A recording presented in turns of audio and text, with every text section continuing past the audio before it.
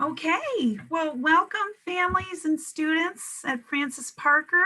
I appreciate how many of you are coming. Oh, God, yays. Yes, yays, right? I apologize we couldn't meet last week. We really only had one question submitted at that time, so we just wanted to be sure that we were, utilizing your time well, being that it's during the week and you have your own things going on at home. So we have lots to share tonight, though. We received many questions leading into this evening, but also I'm going to be sharing our building reopening plan, which is newly revised and was provided to the district by the deadline of last Friday. After this evening's meeting, I will be posting it to our district webpage, well, not district, our school webpage, right at the top, which I'll show you a little later, which has all the new updates. So you'll be able to look through it and pour through it as much as you'd like. Moving forward, many of the questions that were asked tonight can be found in the plan, but I will wait to share the plan at the end, just so I can go through some newer things that weren't questions leading into this evening. Okay, so I'm going to go ahead and get started on the questions that were previously submitted by all of you. So the first question asked was, what will the schedule be on Thursdays and Fridays? Will it still be 7:30 to 2, or will it be 9 to 3:30? So once we revert back to our regular normal bell schedule of 7:30 to 2 p.m. on Monday, February 8th, it will remain that same time frame all the days of the week to the end of the year. So Thursdays and Fridays will also be 7:30 to 2, because remember, unlike the way we were going to do hybrid to start the year, which at the beginning of the year, the plan was 2 days in school, 3 days completely asynchronous on your own remote learning. And then it repeated again Thursday, Friday with a different hybrid group. And then Monday, Tuesday, Wednesday was fully on your own. But we changed that. The superintendent changed the model, and I think it's a better model, so that your child can receive 4 days of instruction from their teacher still, regardless of whether they chose remote or hybrid. So on Mondays and Tuesdays, with only 107 students out of 301 coming back for in-person instruction, we're able to do just Mondays and Tuesdays, and that will run from, again, 7:30 to 2 p.m. And then on Thursday, Fridays, it's the same time, but all students in every class will be fully remote with their teacher, just like they've been all this year. So the only difference is Monday, Tuesday. Some of the students will be in person in front of the teacher. The rest will be at home, live streaming through Zoom with their teacher. So the teacher will actually be doing what's called simultaneous learning, which means he or she will be teaching to the group at home, also teaching to the kids in front of them at the same time. And we're still working out some of the kinks. The district has provided professional development for our teachers every Wednesday this month, with another one happening tomorrow, to dive deeper into how do you first set up the technology in your classroom to do simultaneous learning, and also what are some tips and tricks to help make that more effective.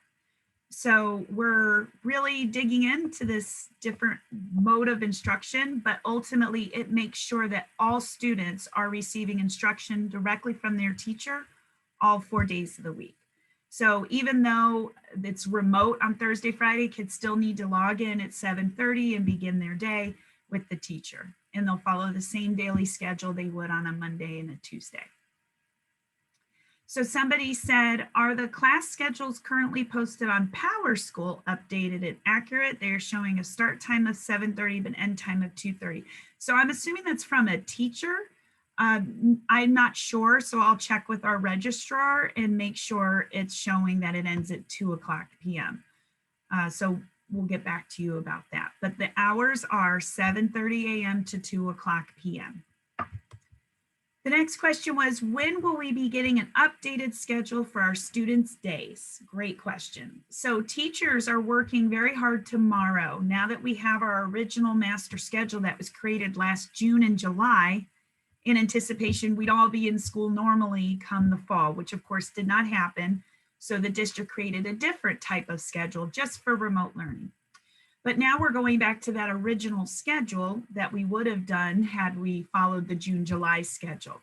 Now with that, that means how the day is broken down for students in regards to when they're doing ELA whole group, small group, independent work, or asynchronous work, things like that. The times will be adjusted to meet the schedule that they should have had to begin with. So those schedules will be coming home very soon. So the hybrid students coming into school to learn on Monday, Tuesdays, a large packet is being sent home to your families. It will be mailed out on Friday through the district. So sometime early next week, you should receive it. It will have a copy of the parent handbook, which 2 weeks ago, I think I shared at our Q&A session, which will answer a lot of your questions. It also will include your child's new daily schedule and how those times throughout the day are broken down. Now that will be mailed home to your families, but also we will be posting these same documents to our school website. So that's for remote and hybrid parents. You'll be able to see exactly that same information on our school website. So currently, if you go to rcsdk12.org/23, you'll see at the very top, I have a reopening update section. That includes this parent handbook I just mentioned. So you can click the link right there. It will take you to it. It also includes for hybrid students coming into school, a consent to test form. And so that consent to test form is what you need to sign in order for your child to be tested. So keep an eye out for that.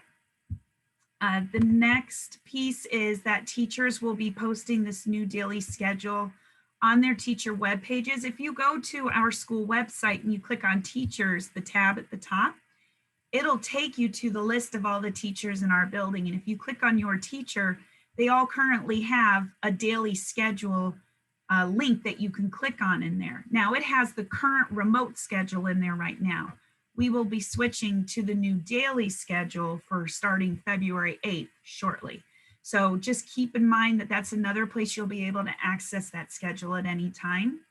And of course, regardless of whether they're mailed or they're posted online, teachers will also make sure that they're sent to families through Seesaw, Google Classroom sites, Class Dojo, email, text, whatever works best for families. So if you'd really like your own copy sooner, feel free to reach out to your teacher. But know that tomorrow is when teachers will be working on these specific daily schedules. So again, this won't be available until as early as Thursday. So that's coming, absolutely. The next question is, what is the impact on our teachers if we switch our child from hybrid to remote learning at this point? The district gave us very little to go on when we had to commit to one or the other choice. So on that count, I feel like it is only fair to possibly make a change now based on receiving more information and hearing the concerns of groups like RTA and ROAR, R-O-R-E. However, I suspect it will make it very hard on the teachers if parents' plans change, and our teacher has been so wonderful. I definitely do not want to do anything to make her life more difficult. Well, that's sweet. We are fortunate in that there has been little to no impact on teachers if a student's moving from hybrid in person to remote. We currently only have 3 students whose parents have called due to health reasons to have them discontinue with hybrid and switch to the remote learning option. There is no option right now for any remote kids to switch into hybrid. But the parents who've chosen to go from hybrid in person to remote is only 3 students at this point. Again, due to health concerns. So there's really not much difference. The teachers are still creating the exact same materials for both in-person and remote learners. And so since they're all gonna have the same materials, instead of keeping it at the school, it's just gonna go home to the child. So they will get those. A little bit later, I'll talk to you about our marking period 3 materials pickup event that will be happening soon. And that's when all remote learners, the kids learning only from home, those families can come and pick up all the materials they need for marking period 3. Could be the interactive workbooks from their MyView reading series, could be a new math Zern packet or other materials, art supplies for our marking period 3 students that are switching back into art, and so on. Hybrid students will receive all the same materials, but they'll be in school to receive them. So parents of hybrid students do not have to come to the school for the materials pickup event because your children will just bring it home in their book bags. So that's more information in just a minute about that. But it is very kind of you to think of our teachers. They are working so super hard to prepare for this new version of learning, and they are rising to the occasion. And they couldn't do it without all of your support, honestly, and your understanding, because this is a frustrating time for many. And yet, just like we did at the start of the year with this remote way of teaching, we all plugged away and we worked through it and we were able to make it work as best as we could. And I know that there may be a few glitches when we start on the 8th, that first 2 days, but we will learn from those as we did with the remote and fix them and make sure that we keep the instructional integrity of our program intact. Next question. I have a kindergartner who has not yet been in the School 23 building. Will I be able to accompany her to her classroom on her first day back in the building? Also, will any orientation be happening for our kindergartners ahead of time? Good question. Unfortunately, visitors are not allowed in the building once we reopen due to district policy regarding health and safety. So you would not be able to escort your kindergartner to the classroom. At this time, there's no kindergarten orientation planned for students. We did hold one at the start of the year to introduce kindergarten. And we had our curriculum night recently to kind of explain the instructional components for every grade level, but in this case, kindergarten instruction. But when I show you later what we just uploaded today, and we're so excited, it's something we actually shared with parents back at, I think, our October PTA meeting, is we have these teacher websites all in one big open house PowerPoint. It's amazing. It's interactive, it's virtual. So there will be a way for you to go into your specific child's teacher's classroom and click on links and learn all about the classroom. And certainly you can always reach out to the teacher to talk about what's this going to look like specifically in your room and things of that nature. So there's lots of ways to do that. And, you know, through phone, text, email, Seesaw, Dojo, whatever platform works best for you, they're certainly there to help you. Next question. News reports indicate that the Rochester Teachers Association opposes reopening for the third marking period. As such, is there a chance that reopening will be canceled? I'm not interested in starting an argument for or against either position. I just want to know if you think that reopening is a certainty or if there is a chance that the district will change direction and revert to all online again, like it did in August. I can tell you at this point, we have received no information from the district that schools will not reopen as planned on February 8th. So we are moving forward in anticipation that that is still occurring. So I would say plan that everything will go forward as planned. If any new information comes out, I'm sure the superintendent will notify families and we will too. But at this time, that is not an option. Everyone will be coming back on the 8th as of right now. How will recess work? How will social distance be maintained? Great question. So we're very fortunate. We have a very large playground and grassy area to our school, and we have been working hard. Our building reopening team meets every Tuesday and Thursday morning from 8 to 9 a.m. And we discuss all the different components of what's going to help make this a smooth transition for our in-person students. So with recess, weather permitting, recess will be 20 minutes per day in each classroom, most likely before or after their lunch period where we can. That's how it's been in past years. So that'll be familiar to our 1st through 6th graders. Kindergarten, that will be new, but they adjust real quick. So we're hoping to have 20 minutes per day, and you would see that in the daily schedule.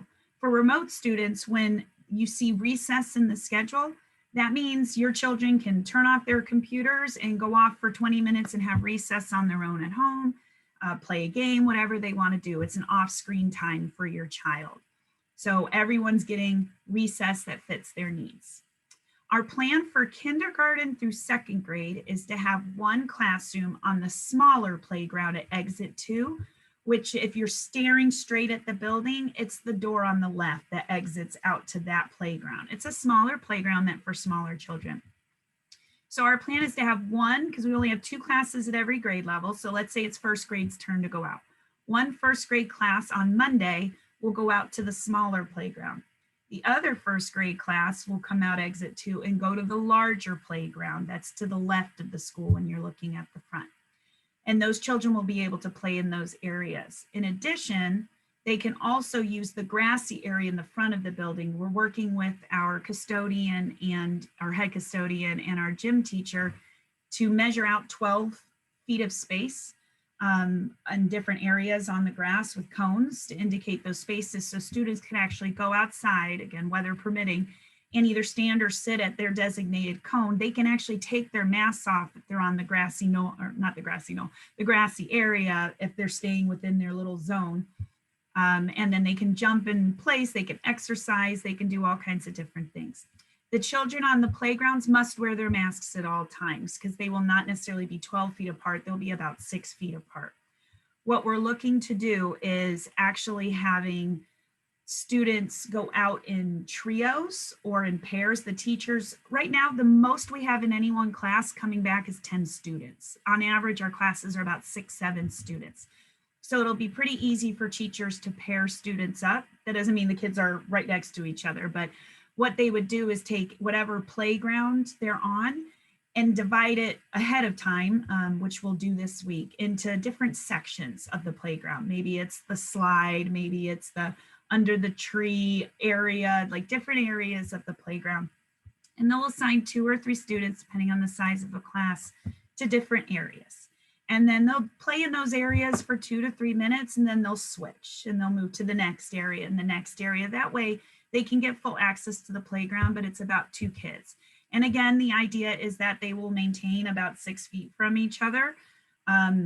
The safety and health department in our district has gone over this and said that recess is fine. Monroe County Health Department says that too. So by keeping it down to 2 or 3 kids, the likelihood of them getting together will certainly decrease. And then they'll still be able to enjoy the full extent of the playground.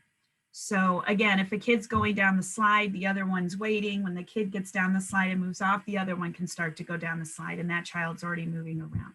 These are procedures the teachers will talk to kids about. So they will be able to go outside where possible. For 3rd through 6th grade, because they're too big for the little playground that K2 goes on, one of the 2 classrooms will have access to the larger, at K2, whichever one you're on for Monday, if you're on the small playground and the other's on the large playground or the grass, on Tuesday they switch. That way it's one day on a small playground, one day on a large one or the grassy area. So it's the same with 3-6 in that scenario, in that they're so big, they have access only to the large playground at the front of the building and the grassy area at the part of the building, which again will have cones already spread 12 feet apart. So the kids that are on the playground will have to have masks on again, and they will also be split into small groups of 2, no more than 3, but we're trying to keep them at 2. And then the students on the grass will be 12 feet apart. The students on the grass will be able again to take their masks off as they're staying in one place and they're at least 12 feet away from their peers to do exercises and other things. The students on the playground must wear their masks.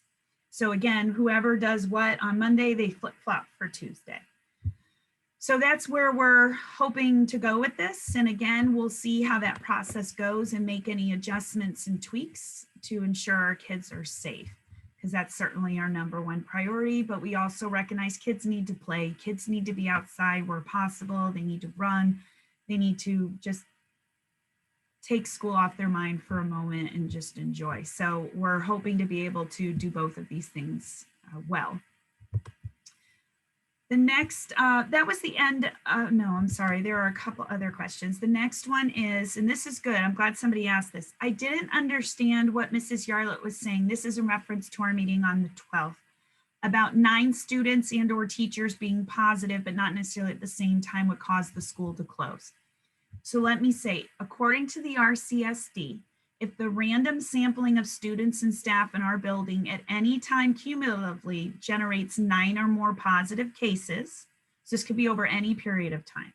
At any time, if we have hit 9 positive cases in our building, whether it's within a week, within 3 months, at any time, then the district will require us to close. I believe it's for 2 weeks to heavy clean and allow quarantine. The district is waiting for further clarification from the Monroe County Health Department, and if I receive any new updates, that will be shared with staff and families. So far, we've had schools open since January began in our phase 1 schools, and it's been going well. They said the cases amongst students, staff have been pretty low. So we're hoping that will remain. But yes, once we have, and hopefully this will never happen, 9 or more cases confirmed as positive, the school closes. And then more information will come out if that happens. Okay, the next piece was technology for hybrid students. So there's been a lot of questions about what will my child use in school? Can they bring their Chromebooks? So this is what it is. For kindergarten through 2nd grade, the district is providing enough iPads to those classrooms so that every child in kindergarten through 2nd grade will have their very own iPad to use in school. They will only be used in school. Those iPads will not come home because they already have their Chromebooks at home. It has all the same apps the Chromebook does, and students, at least at 1st and 2nd grade, used iPads last year. They're very comfortable with using those and the apps that are included. So every child will have their very own iPad, which will stay right in their desk. And at the end of the day, the teachers will sanitize it, put it back in the desk, sanitize the desk, and then the next day they're ready to reopen and kids can go in and get their iPads out when necessary for instruction. So we're really fortunate that the district was able to make that happen.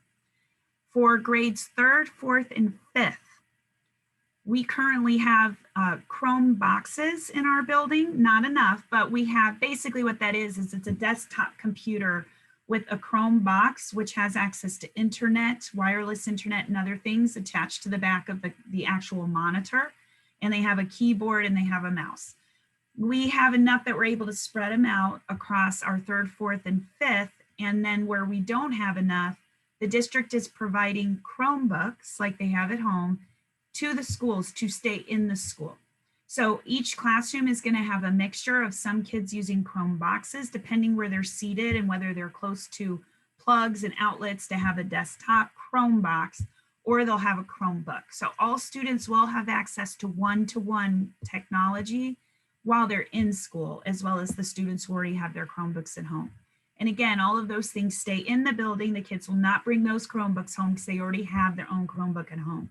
This is to prevent kids from bringing their Chromebooks back and forth to school, which the district said has since 7th through 12th grade started doing that at the start of the year. The number of computers that they're having to repair has just grown hundreds of %. And so they're trying to minimize the amount of computers that will need to be fixed if kids are transporting them back and forth. 6th grade, however, is the one grade level that will be bringing their Chromebooks from home. Only 6th grade will be bringing their Chromebooks to and from school. The district is going to provide a special bag for all 6th grade students, and that bag will be what they put their Chromebook in every day to take to and from school. So parents of 6th graders, we ask you to really talk to them about being responsible when transporting their technology, to make sure they don't leave it on the bus, because if they leave it on the bus, we have to track it down. That means they don't have the device in school, or if they leave it on the bus when they get off the bus at home, they don't have the device at home. So, just working with them on that. But the district and I fully believe, and as do their teachers, they're responsible enough to be able to handle that responsibility. So thank you for your support in advance on that. So we're very excited that all kids will have technology at all times, regardless of whether they're remote or hybrid. Okay, so I mentioned earlier about hybrid families. So any students coming back hybrid, you are going to receive a very thick envelope that will be mailed out Friday from central office and be hopefully to your homes within the first few days of next week. It will include your transportation information, bus information. It will include a consent to test form that we need you to sign. And there's information in a letter that I've put in there that tells you how you can provide that consent to test form to us. There's multiple ways. And it also includes a copy of the parent handbook. And so those items will be coming to you.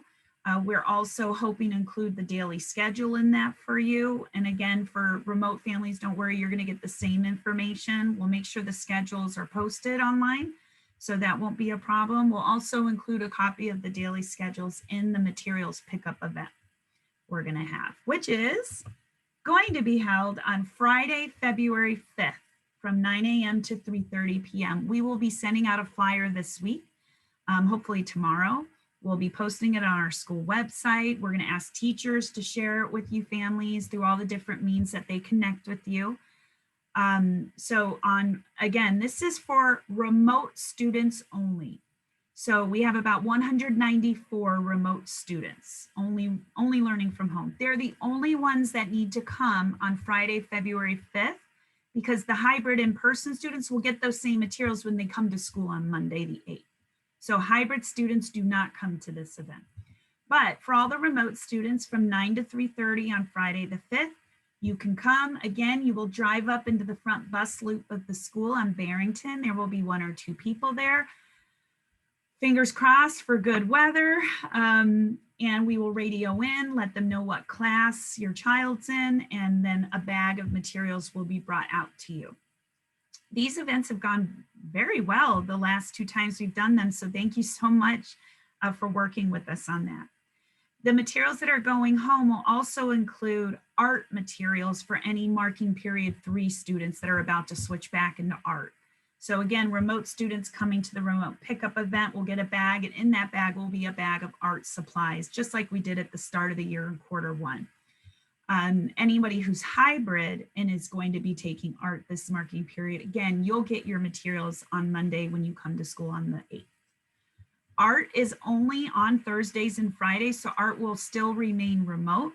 So will library. Those 2 teachers only work on Thursdays and Fridays with our building. So art and library will remain remote for the rest of the year. However, PE and music will be done on Mondays and Tuesdays in that same simultaneous instruction that teachers are doing in the classroom. So remote students and in-person hybrid kids will have PE or music at the same time. And we worked it out where they will have music one day and PE another day. So Monday and Tuesday will have one of those 2. So they're not doing just all music or all PE. So we're excited. Again, PE is 2 days a week. So one day, either Monday, Tuesday, your child will have PE simultaneous instruction, and then they'll have another PE either Thursday or Friday, fully remote. So that's very exciting.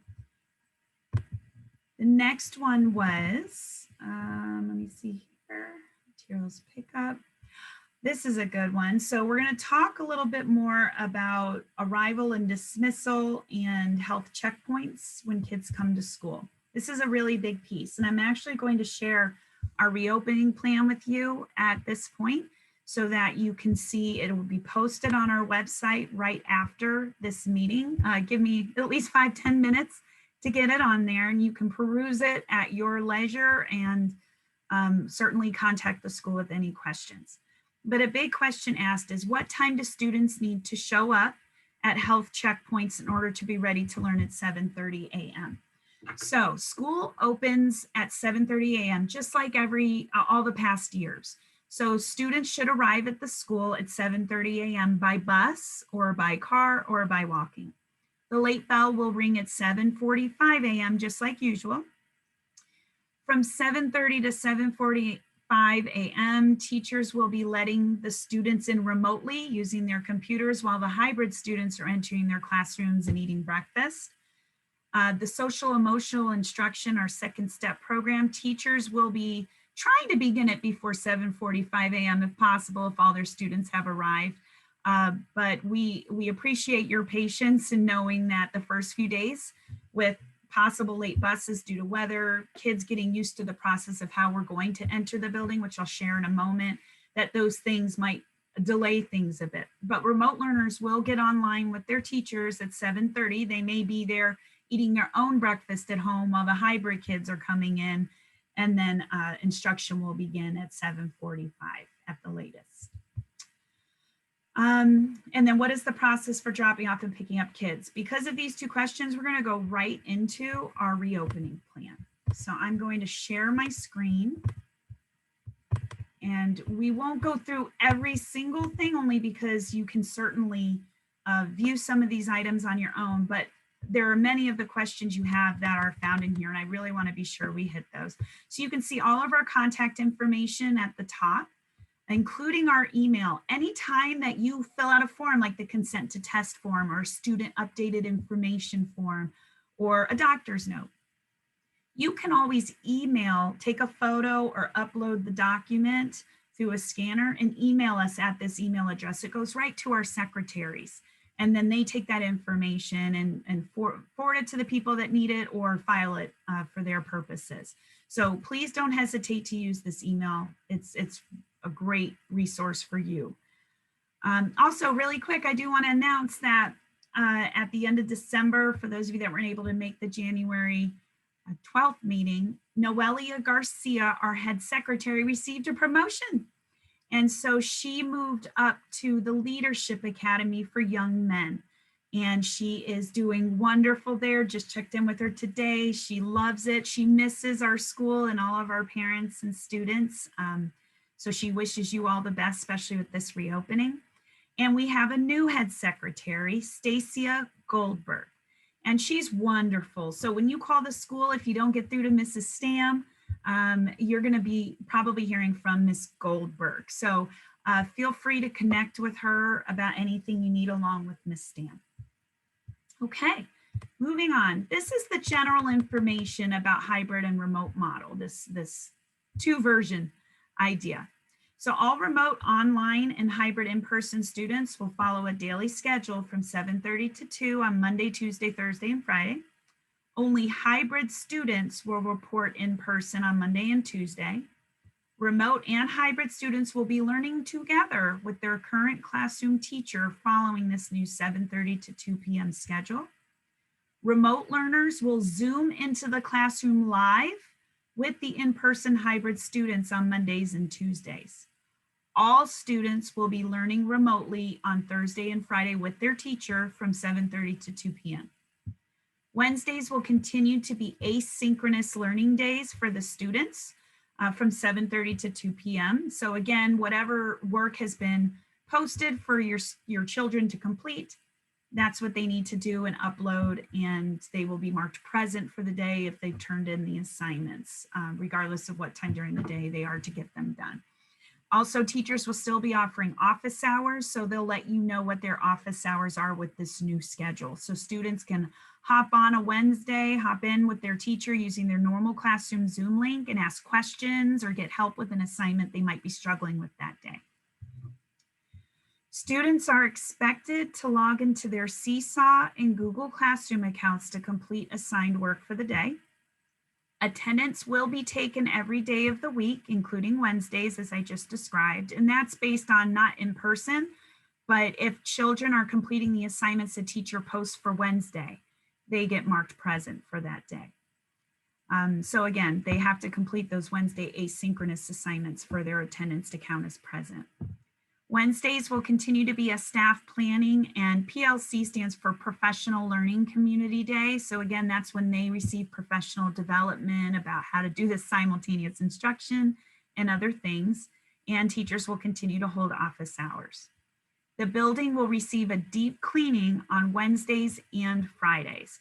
And that's because some of our teachers may want to, even though they may be able to work from home on a Thursday and Friday remotely, because no children are in the building, many are choosing to stay in the building. So this way we're cleaning it on Wednesday after the kids leave, so our staff is safe to be in the building. And then Fridays we deep clean it again in anticipation of kids arriving on Monday.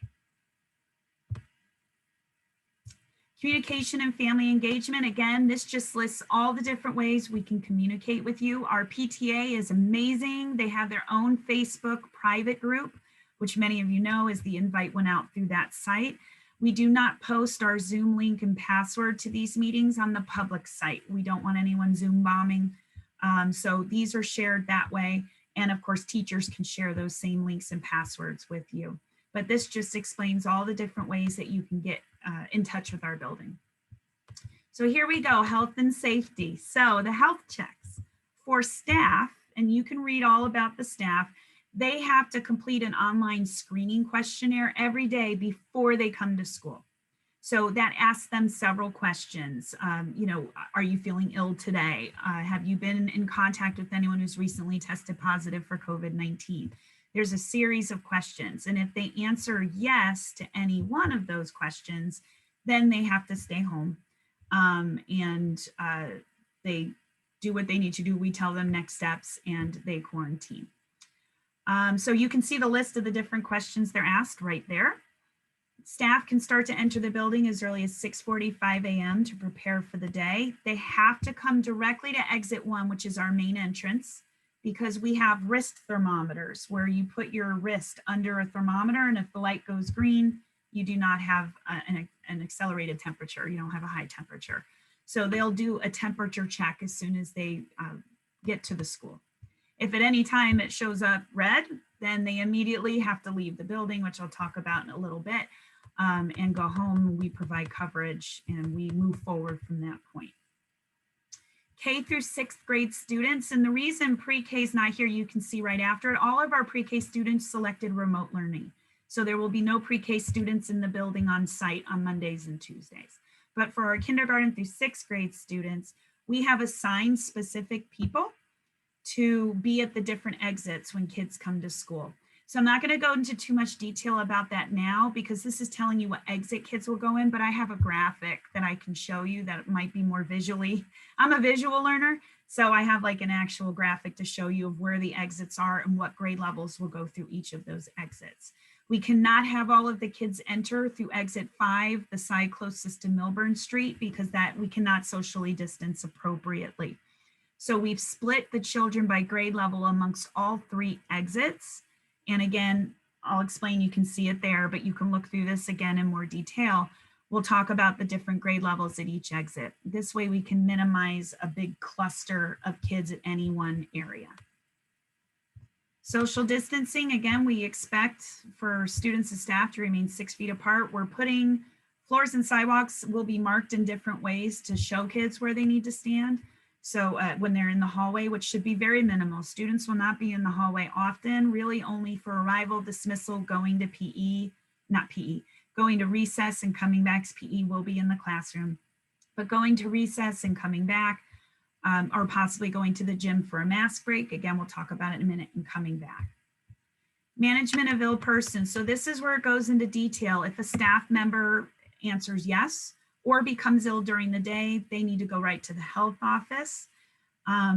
Same with students. If a student becomes ill, we contact the health office and they go right to the nurse's office.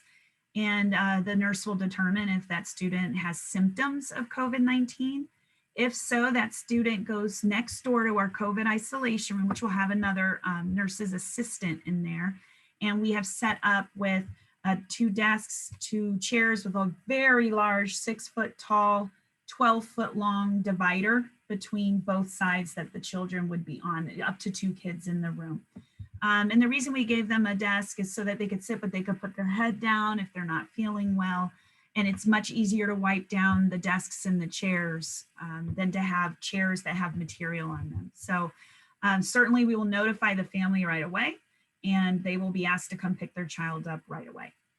Staff members, same thing. If they become ill with COVID-19 symptoms, they let me or Ms. Roberts know, and they go home.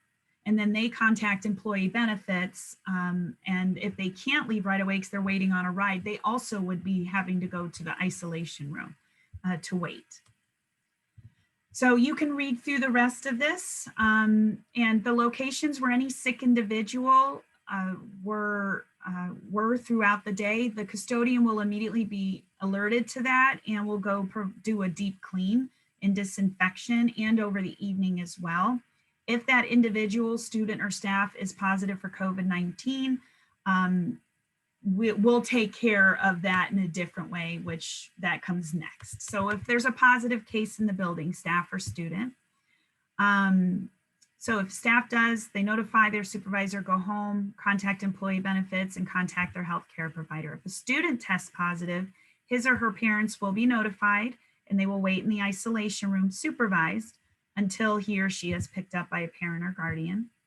Anyone who tests positive on the random rapid test that is asymptomatic could be advised to go get one of the PCR tests. That's the deeper level test that you can get through a doctor's office or possibly an urgent care facility or a pharmacy. So that's what we would recommend to the family. There are sometimes false positives with the rapid testing. So that's something we recommend parents do, at least for peace of mind or a confirmation. Locations where any person, child, or staff will be disinfected.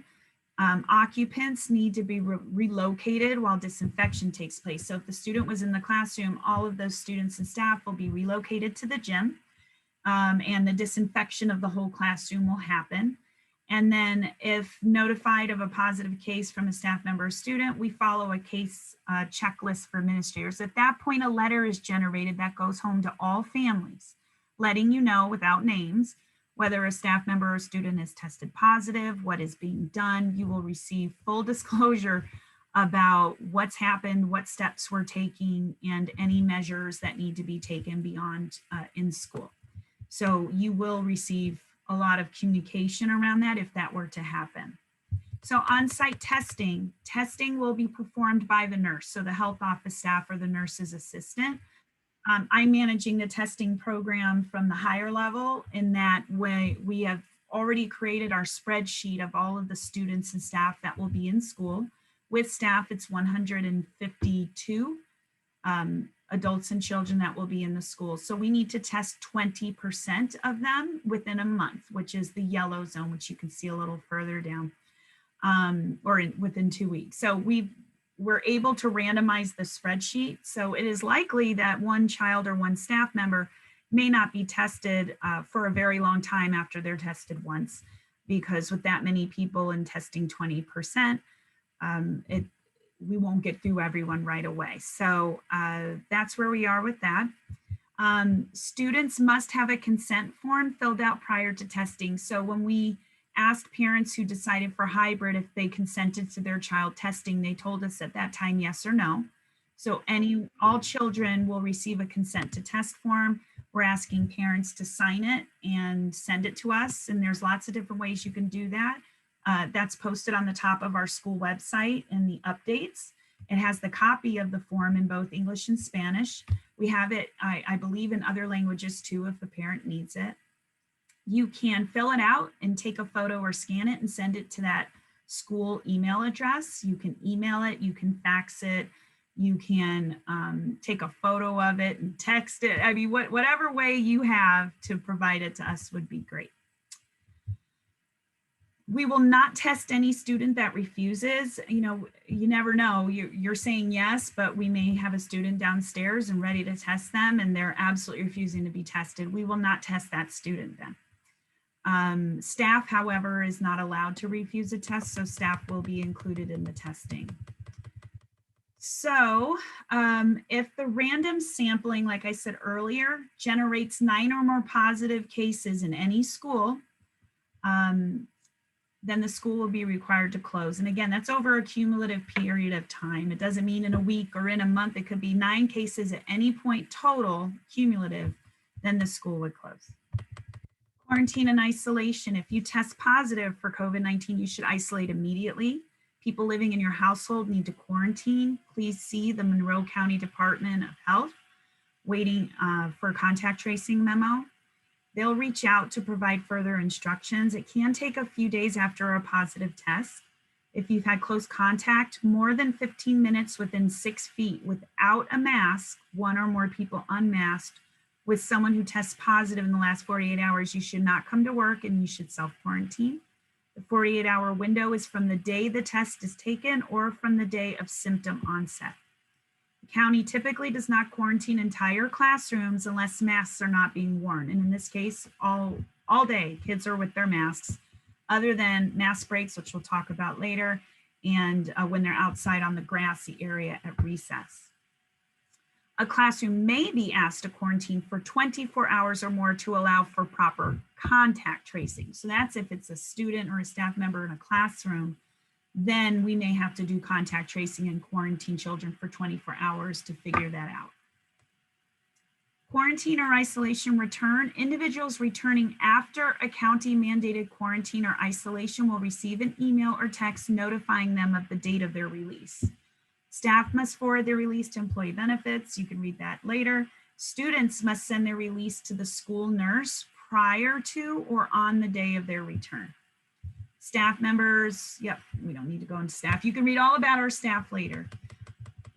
Return after being out sick with COVID-19 symptoms. If a staff member or student is out sick with COVID-19 symptoms, he must have a note from a healthcare provider and a negative COVID-19 test or a note from a healthcare provider with an acceptable alternative diagnosis. Acceptable diagnosis include diagnosis of a known chronic condition with unchanged symptoms or a confirmed acute illness. So laboratory confirmed flu, strep throat, and COVID-19 is not suspected. There is a flow chart, in-person decision-making flow chart for attendance on the Monroe County Department of Health with Part A, B, and C information if you want to look further. If a student or staff member is not seen by a healthcare provider and or refuses to be tested, it will report it to the MCDPH as required. That's if they're out sick already with COVID-19 symptoms. Students or staff members who do not see a healthcare provider will be treated as a positive case. All protocols in place for a positive case will be followed. So that's how we're hoping to keep everyone safe and secure and to have that process in place. The isolation room, it is chock full of supplies. They're already there in a locked bin. They have gloves, disposable masks, a gown or an apron. They're like plastic disposable aprons, disinfectant, paper towels, and hand sanitizer. We have, instead of tables, we chose a desk and a chair again so students could put their head down. They're definitely 6 feet apart. And again, there's a 6 foot tall, 12 foot long divider between the two spaces. And it's right next to the health office.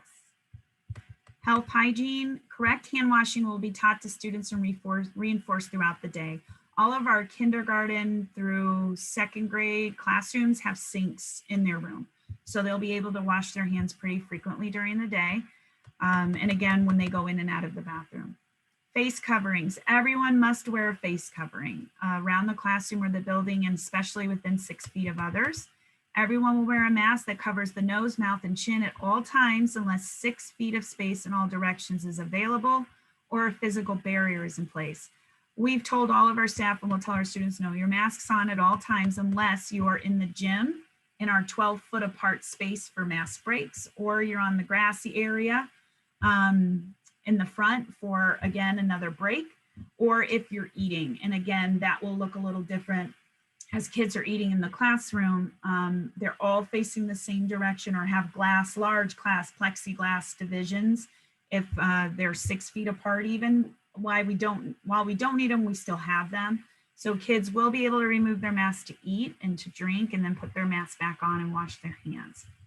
So students can only be excused from wearing a mask if they have signed an MCDPH mask exemption form. And the link is there for you to click on. Again, this will be posted on our school website at the top, so you'll be able to click through this. Additional PPE will be provided to staff that work with students with a mask exemption. Physical barriers may be used. Their desks must be at least 6 feet from other students. There are no mask exemptions for staff. Masks will be worn at all times in classrooms unless a mask break is given. Mask break should only be a few minutes in duration and should take place when quiet work is being done. 6 feet must be available. So mask breaks, what that looks like is, let's say there's a class of 6 students, and of course they're all spread 6 feet apart in all directions from each other. The teacher could pick a column of 3 students that are seated 6 feet behind each other, and those 3 students can put their mask down for about 5 minutes while this should only be done during independent work when kids aren't talking and engaging and they're just doing independent work. At the end of the 5 minutes, the kids put their mask on and then the next column of students can go. So that's one way the teachers can do mask breaks. So those are for quick mask breaks. For bigger mask breaks, we have the gym available. So our gym, our head custodian has measured out 48 X's that are 6 feet apart. And then we removed all the middle X's. So we can actually fit up to 16 students in there 12 feet apart. So masks can come off, kids can even run in place or do some exercise in there, but they must stay within their little X that's on the floor. But a lot of mindfulness activities are going to be done in there, yoga, deep breathing, things like that. So that's another place where that's the only time masks can be taken off. Staff should not eat together unless there is 6 feet of space. We have now repurposed our cafeteria as the staff lounge. All our tables will be spread out a minimum of 6 feet away with no more than 6 adults allowed in there at designated spaces in the cafeteria. We're actually going to mark the chair and the part of the table that that person needs to sit at. There is a University of Rochester Medical Center mask toolkit you can click on for more information as well. So good learning units, absolutely, absolutely. Cleaning and disinfecting, I'm not going to go as far into this only because I want to get to some of the other things about arrival and dismissal, but you are welcome to read through this. Again, it will be posted on our school website. This talks about how we'll disinfect the building, what products we'll use, how we will do it, where we will do it, when we will do it. Facilities, so again, teachers are not allowed to rearrange the furniture. We have arranged the furniture in a way that we can ensure students are at least 6 feet apart all the way around. So teachers are not allowed to remove furniture or rearrange it. Really, there should be no problem with that. We do have, because students now have a desk, they can put their daily items they're bringing back and forth in their book bag or items they're getting from their teachers right in their desk. The only kids that we have purchased a bin for are kids that must sit at a table because we're short of desks or the room was too small to accommodate desks.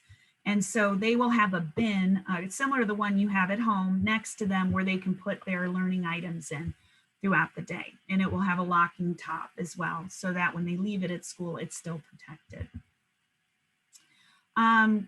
We don't have cubbies or lockers, so that's not for us. Kids will keep their book bag and their jackets on the back of their chairs to prevent kids from touching each other's things when they're going over to the normal hat rack and everything, so, or coat rack. So that's what we've chosen to do. Classroom seating, again, all students are facing the same direction. They can only work in their designated space during the day. They cannot share any materials. Rugs, there are no rugs in the classrooms. They've been rolled up and stored away. Small group tables are not available either. Again, kids are at their own individual desks or they're at a table with a plexiglass partition in between them and the student 6 feet away on the other end. All student spaces will be cleaned daily. You can read about elevators, hallways, social distancing is in effect. There are designated staircases for up only and down only. Staff and students always wearing masks in the halls. And then also everyone moving in single file 6 feet apart. Everyone must hug the right side in whatever direction they're going so that way no one's in the middle of the hallway. And again, there should be very, very minimal movement in the hallway. Recess, we've already talked about, so you can just refresh your memory there. Bathrooms.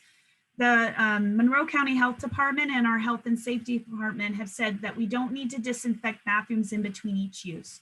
Students and staff have to wash their hands in the sink outside the bathroom before they go in, use the facilities, come out and wash their hands again. So that's all they need to do for the restroom.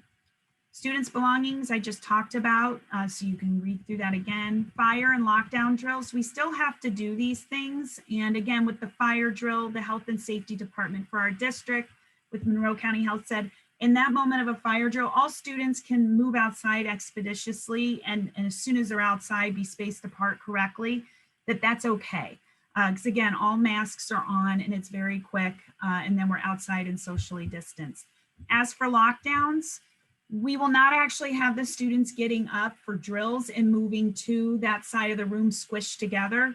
We're avoiding that. The Health and Safety Department said instead, the teacher, when we have a lockdown drill, will explain to the students where they should go, what they should be doing, having them pointing and making sure they understand.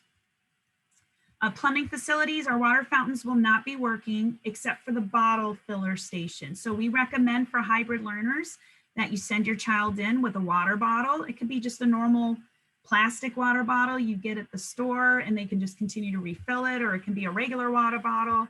And then students will keep that at their desks with them. Also, next to those water filler stations are the old school cup dispensers that have those cone cups that you pull out of the bottom. So students can also just get a quick drink of water from the bottle filler that way. The main office, only students and staff are allowed past the main office. No other visitors or volunteers are allowed in the building. Plastic safety dividers have been installed on the counters in the main office. So our head secretary has 2 very large plexiglass dividers on the counter, and she's more than 6 feet behind. And then Ms. Stam also has a large plexiglass divider in front of her, and she's behind that. And they will all be wearing face masks. Building hours, if you're interested, teachers are there, can be there from 6:45 to 3:45 to make sure we have time for cleaning.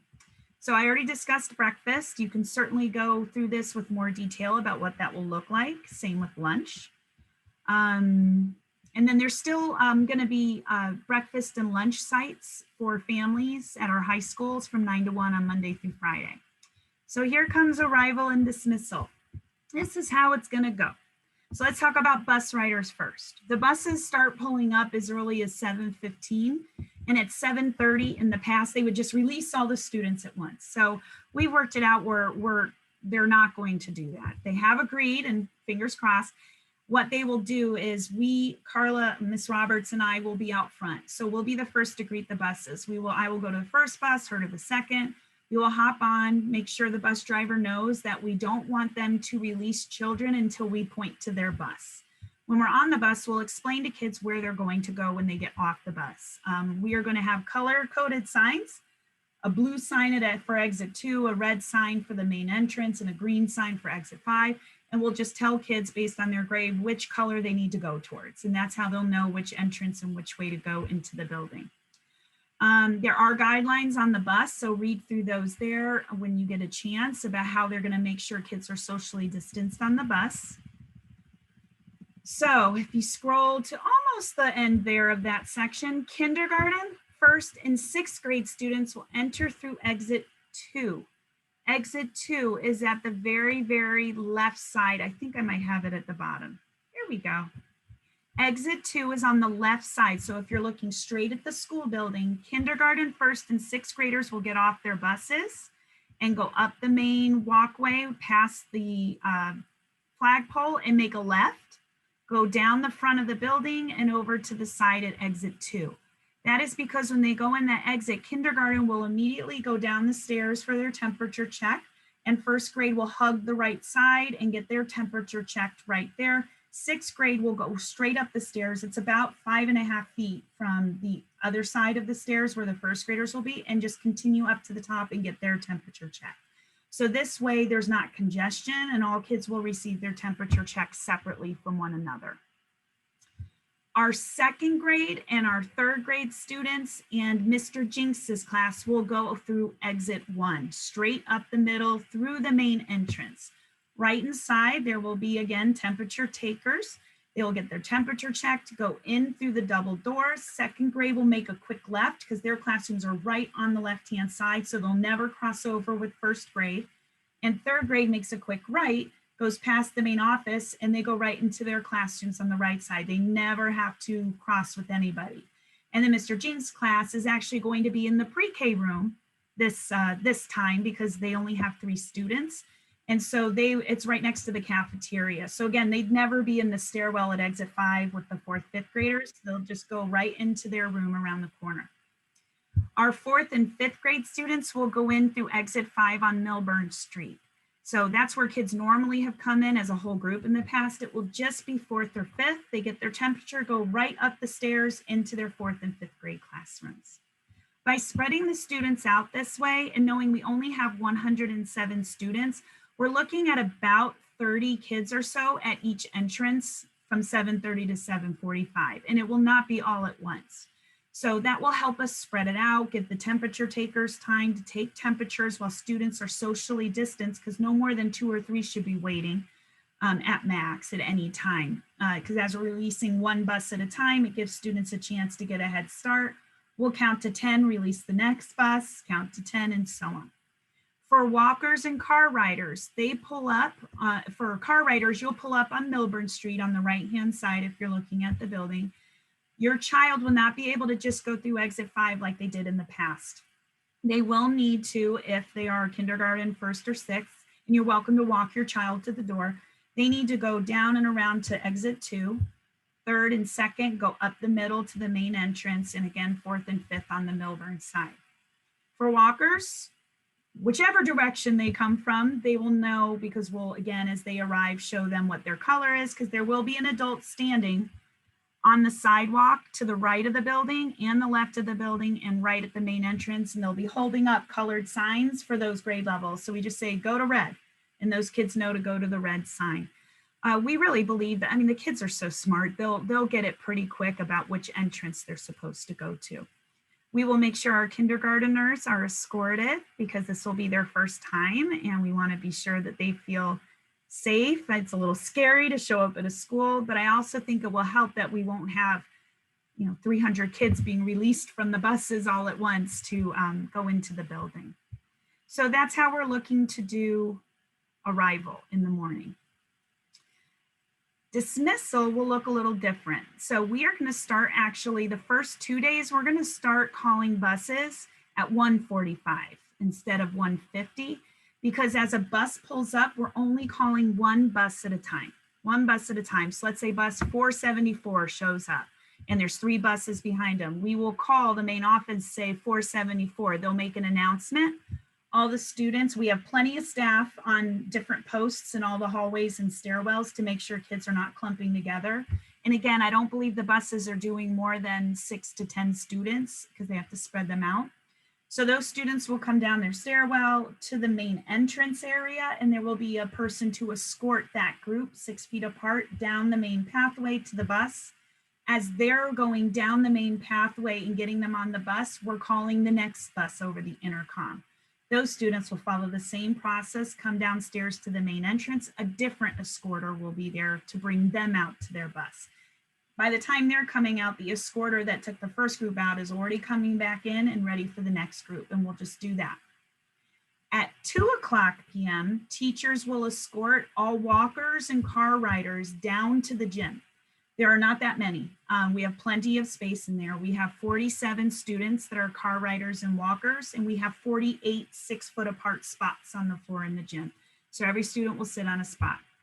When a parent is coming to pick their child up, they will need to talk to the 2 adults that are at exit 5, let them know what their child's name is. You will need to show a photo ID. And if it's not you, you need to call the school ahead of time, say who is coming to pick up your child, and they need to have a photo ID. So we are asking for that. So when the students come, when you come up to exit 5, give your name, your child's name or children's name. They will then radio into the gym, and then we will escort that student or those students to exit 5. And that's how we'll do the car riders, or I'm sorry, the walkers and whatnot, because a lot of parents do come to pick their children up to walk. Kids that walk on their own will know that list ahead of time, and we will dismiss them at 2:00. For car riders, again, we're gonna have 2 people out at exit 5, but we'll have Miss Roberts on Milburn Street. So as a car pulls up, we're gonna assign each child a number, and you will be made aware of what that number is. You'll keep it, we'll have a piece of paper, it goes right on the dashboard of your car. When you pull up, we'll see the number, confirm with your photo ID that you are the person to pick them up, and then we'll call the gym and they will send out that student. If you come before 2:00, we do ask that you call the main office and let us know when you arrive. Then we can call the student to come down, because we don't want crossover with the bus riders. We'll call that student to come down to exit 5. There'll be enough adults to get them there. And then someone will escort your child to your car and again, check your photo ID. So that's how we're planning to do this. There might be some hiccups. Please give us a chance, at least the first 2 days. And then we have the whole break to figure out how to tweak things and make it right. But we believe this is a great way to start it and to ensure as much social distancing as possible, and to make sure we're being very careful as kids leave the building at the end of the day. So of course, any questions you have, please contact the school. But I think that kind of at least gives you an idea of what that arrival and dismissal time is. So you can see right here all of the rules about that, what we're planning to do. And then late arrivals, students are considered late at 7:45. When they come at 7:45, all late students are going to come to exit. So if your student is late, regardless of what grade they're in, at 7:45, all late students will come through exit 5 like they do every other year. And we'll allow them to come in from 7:45 to 8 o'clock. So if a student's late and it's after 7:45, you can send them to the main office, but we'd rather them go to exit 5. There'll already be 2 adults with the sign-in book and the tardy slips. They'll fill it out, kid goes right to class. If it's after 8 o'clock, the parent must bring the child to the main entrance and ring the bell, and someone will come down with the sign-in book. You'll sign your child in, we'll give the child the late pass, and they will go to class. And they will also get their temperature checked if they're late. We have the thermometers right there. So you can read through the rest of the plan. It talks about our school hours, our social emotional program, attendance, chronic absenteeism, technology. We have our teaching and learning section, our special education section, our bilingual education and world languages section, and staff. And then of course at the bottom, I've included this lovely picture of the building with the exits labeled to help you out. So that is where we are. This plan I will now post as soon as we're done, along with a recording of this session. So you can review this session anytime to hear the information from me. And then again, you'll have access to this plan. Whew. So I need a drink of water, I think, for my throat. But if anyone's still on and has any other questions, I'm happy to take them if you want to unmute yourself. I need a throat lozenge. Elizabeth Croney, yes, ma'am. Great job. Great job, Katie. It sounds like you guys have put a lot of time and effort into this, and whether you're remote or hybrid, this is going to be a tricky thing just for the time difference. So we all have to be patient with that. Yes, agreed. Thank you. And thank you so much for that question, Ms. Nagel, in the chat. Unfortunately, nobody can bring their own hand sanitizer or other cleaning products. We have all of that on site, and their district and Monroe County Health Department approved. That's due to the alcoholic content in certain items. We have to follow specific guidelines about those particular materials. So your child should not bring their own into the classroom. Will students remote still? Yes, you will. So every single time a class is doing recess, your kids are doing recess at home on their own, 20 minutes off screen to do however you want them to do recess, right? Also, when the class goes to the gym for a mask break, that's off time for your child. And then throughout the day, there will be asynchronous times for remote learners, just as in the class, the kids in front of the teacher will have independent time where they're just working independently, not with the teacher. So yes, when they're doing independent work, your kids are asynchronous and they will have those times. Great question. Any other questions? Thanks. It's fun rants. We miss you, by the way. It's weird not having you in the school or with us, student teacher. You did a great job. Will there be extra masks? Yes, great question. We have lots and lots of extra masks. We now have 40 boxes of gloves. We have about 32 boxes of masks, both in children's size and adult size. We have 104, I'm sorry, I just know these numbers today, disposable aprons. We have 51 face shields. We have all kinds of fun stuff. So yes, if children forget a mask or an adult does, we have that available for them. Okay, to clarify the 9 positive cases rule, do persons who have a contact and then test positive outside of school and don't attend school between their contact and positive test count towards the 9? That's a great question. It's my understanding that if there's absolutely after contact tracing, no evidence of it being in the building, that would not count because it's for the random testing in the school only. So if we personally test and 9 adults or students are positive, that's what counts towards the 9. Great question. Where are you going to post this again? Yes, let me show you because I'm so excited. Wait till you see what else we did. We have been very, very busy. Very, very, very busy. So I'm going to show you exactly where it's going to be. Let me just minimize this and take you to our website. So here we go. All right. This is our school website. It's real easy. It's rcsdk12.org/23. Right here at the top, Francis Parker School Number 23 reopening updates. So here's the back to school guide I told you we're being mailed home to hybrid students, but anybody remote or hybrid can access that here. Right above it, I'm going to enter this reopening plan. So again, just give me a few minutes after this meeting and I'll get that uploaded. Right here where it says click here to access a recording of our meeting from January 12th, that is going to change to today's date. But this is what I've done. If you click on this PTA tab over here and you scroll down on the left, I have added a parent reopening Q&A meeting recording. So I have the 12th right here and I will add today's as well. So every week when we meet, these will always be posted for you. So hopefully that will help. So you'll see it here, the recording, and the reopening plan will go right above this parent guide. Also, the consent to test forms are right here in English and Spanish, and we do have other languages if you request. And this tells you right here, you can just click right on this link and upload or take a photo of and send that consent to test form right to the main office.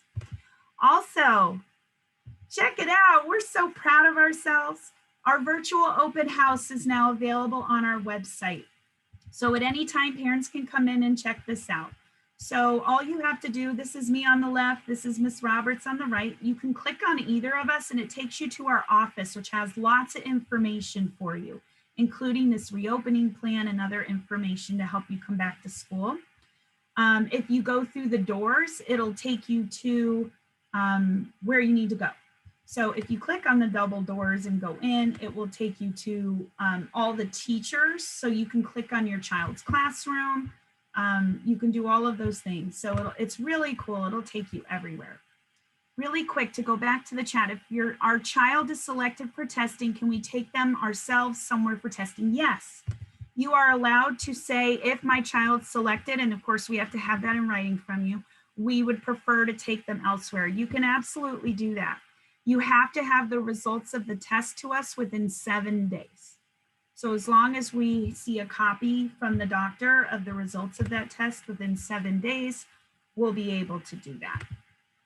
So that's totally fine. You can see at the bottom of this little virtual office, you'll see it loading in a big long bar. It loads much quicker normally, but it is a 104-page or slide deck. So it may take a minute, plus I'm down in my basement.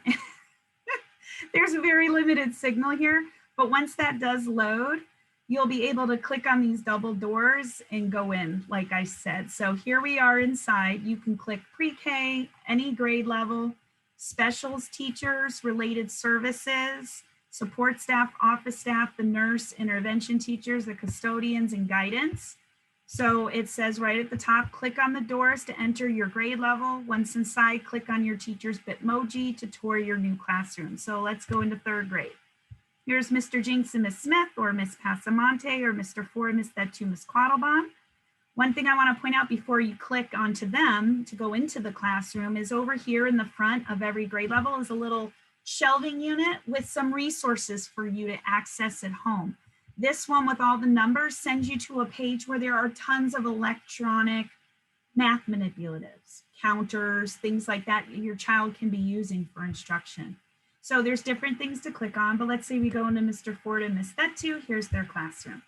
This daily schedule you can click on to see. Again, this is the current remote schedule. So hopefully by Friday, I will have uploaded to every teacher or classroom page the newest daily schedule for when we start February 8th. So just keep that in mind that these will be updated. But if you click on the people, the teachers, it will send you to a little bio. So again, for the kindergarteners that are new, they can see their teachers, read a little bit about their favorite things. There's lots of different options. Anytime you're in something and you see a house at the bottom, it says click this house to return to my page, and here it is. When you're done looking at this page, on every page in the bottom, either right or left-hand corner, you'll see a white school logo. If you click on that, it takes you back to the main page, and then you can go back in, click elsewhere, and again, in the bottom corner, you'll always see the logo to come back. We're really, really proud of this. I can't even tell you how hard the teachers worked on this. I mean, incredibly hard. This was what we worked on at the beginning of the year, just even creating Bitmojis. Most of us had never done before. Now I can't stop doing Bitmojis, but please take time to look through that. You'll find out a lot of information about your child's teacher and their class. So again, that will be updated with new remote stuff as we learn new information and teachers share with me. And that's all I have today. So thank you all very, very much for coming. Again, give me at least 10, 15 minutes to get the reopening plan uploaded. And it probably take me about 20 minutes to download this very large virtual meeting and then be able to upload it. So just give me a chance to get that in there. You're so welcome, Mr. P. And again, send me any questions. And next Tuesday, I'm doing another opening session. So feel free to submit questions to the PTA through their email so I can see them ahead of time, come prepare with answers. And then of course, we'll open it up to open questions each time too. So thank you all. I appreciate you. Have a wonderful evening. Bye-bye. Thanks, Katie. You're welcome.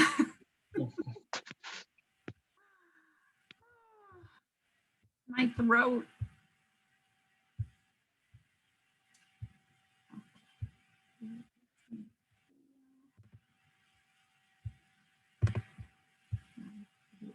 Stop share.